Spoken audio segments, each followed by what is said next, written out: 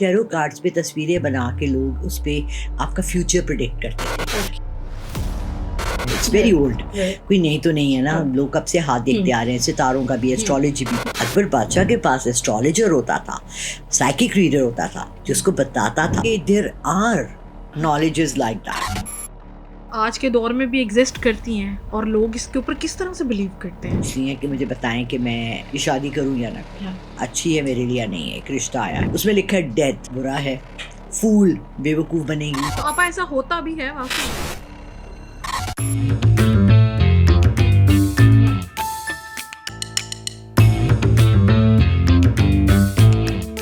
बिस्मिल्लाहिर्रहमानिर्रहीम, अस्सलाम वालेकुम। अलिफ पॉडकास्ट में आप सबको खुशामदीद। नाज़रीन, मैं हूँ आपकी होस्ट राजिया मुनीर। नाज़रीन, जिन जिन्नात परियों की कहानियाँ हम बचपन से अपने बड़ों से सुनते आते हैं और हमारी क्यूरियोसिटी जो है, यानी कि हमारा तजस्सुस बढ़ता चला जाता है। हमारी ख्वाहिश होती है कि हमारे सामने कोई ऐसा शख्स बैठे या कोई ऐसी शख्सियत बैठे जो इनके बारे में हमें भरपूर तरीके से बता सकें कि ये है क्या, इस्लाम में इनका क्या पस मंज़र है और क्या ये हकीकत में एग्जिस्ट करते हैं, और अगर करते भी हैं तो किस तरह से, क्या मनाजिर होते हैं, क्या सूरत हाल होती है।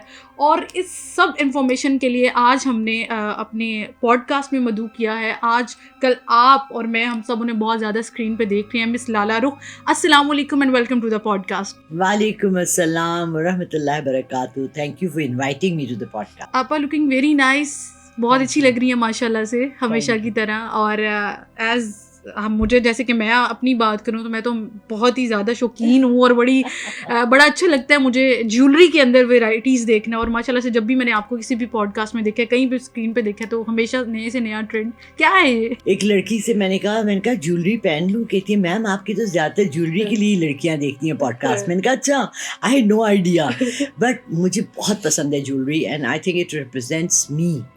एंड आई, जैसे हमारे घर उतने गेस्ट हैं, वो चंकी ज्वेलरी पसंद है, उनको इतनी बड़ी बड़ी हो। मुझे भी पसंद है, बट डिपेंड्स देन कि आप कहाँ। जैसे आमलेट्स है, अब मैं चूंकि स्लीवलेस पहना छोड़ दिया या शॉर्ट स्लीव्स, मैंने आमलेट्स खरीदे हैं, इतने हसीन। But and I love to wear sari.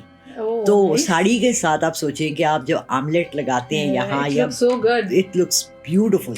तो मुझे भी यंग एज से, बचपन से तो नहीं कह सकती, यंग एज से ज्वेलरी का बहुत शौक था और I have a huge collection. माशाल्लाह आपा, माशाल्लाह से आप एस्ट्रोलॉजर भी हैं, पामिस्ट भी हैं और साइकिक रीडिंग भी आप करती हैं और टैरो कार्ड रीडिंग भी करती हैं लिटरली। अच्छा, वाह, वेरी नाइस। आपा वैसे इसके बारे में थोड़ा सा बताएं ना, पहले मैं आपसे यहीं से स्टार्ट करूंगी।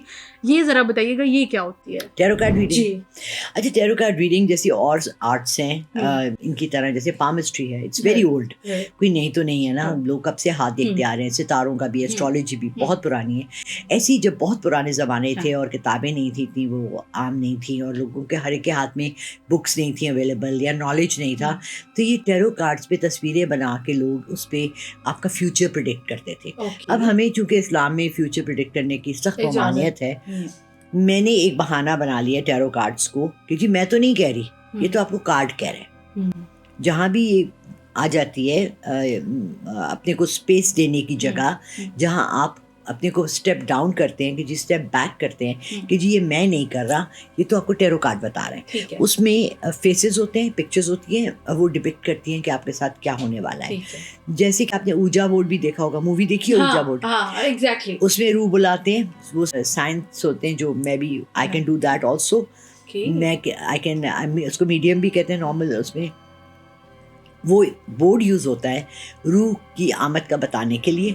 उस पर आप फिंगर रखते हैं और वो हिलता है, जो भी आप उसके ऊपर वो सिंबल्स भी बने होते हैं और ABCD लिखा होता है, यस एंड नो लिखा, और आप उसके ऊपर हाथ रखते हैं। सब जितने लोग, और वो कम से कम मिनिमम 4 लोग होने चाहिए, और चारों की उंगली उसके ऊपर होनी चाहिए। और एक फोर्स फील होती है आपको जब वो हिलता है।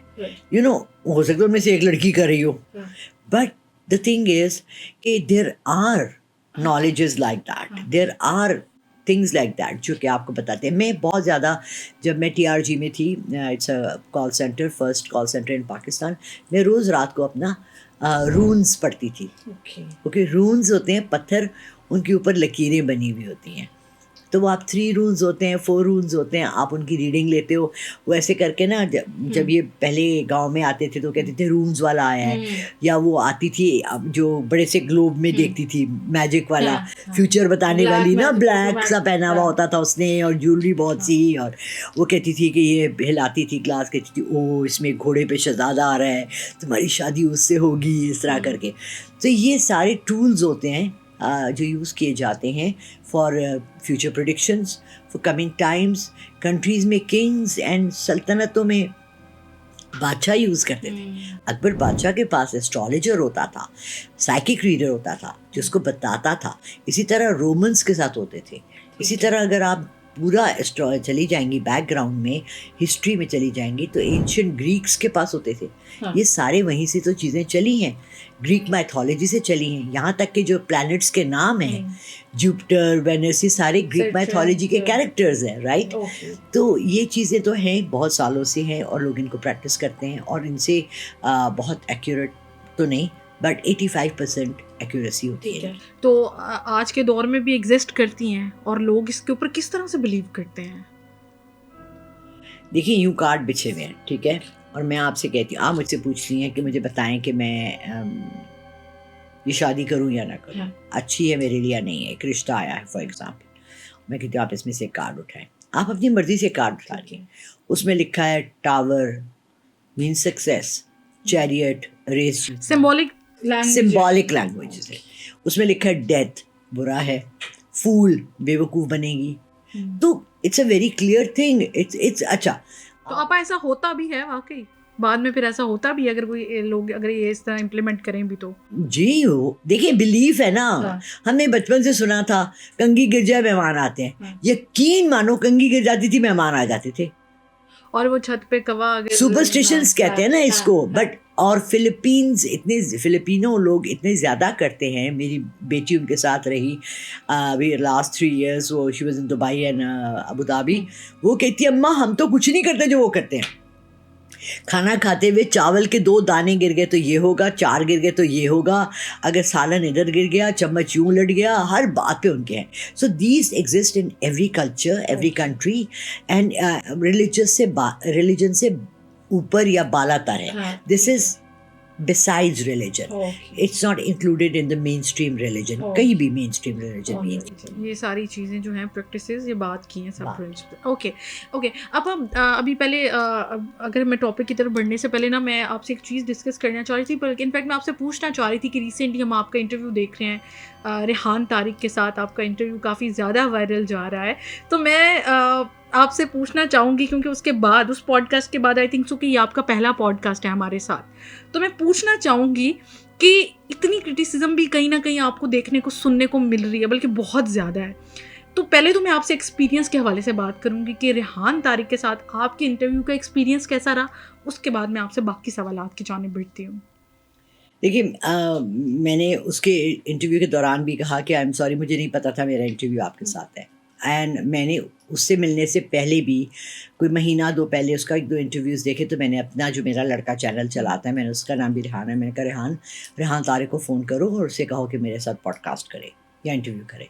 कहने लगा मैम ना करें, ये बहुत, ये ना इसका मतलब ही इज़ नाउ फेमस कि ये लोगों को बुला के जलील करता है, बेइज्जती करता है। मैंने कहा यार कर लो, मुझे नहीं फ़िक्र, आई एम वेरी कॉन्फिडेंट, ये मेरी इंसल्ट नहीं कर सकेगा, ठीक है। और अल्हम्दुलिल्लाह अल्हम्दुलिल्लाह अल्हम्दुलिल्लाह सेइंग इट 3 times, मैं गई एंड आई रियलाइज कि ओ माय गॉड, मेरे तो रेहान तारिक के साथ है। वी सैट डाउन, हमने शायरी पे बात की, लिटरेचर पे बात की, 10-15 मिनट हमने गपशप मारी। Very polite, very nice, educated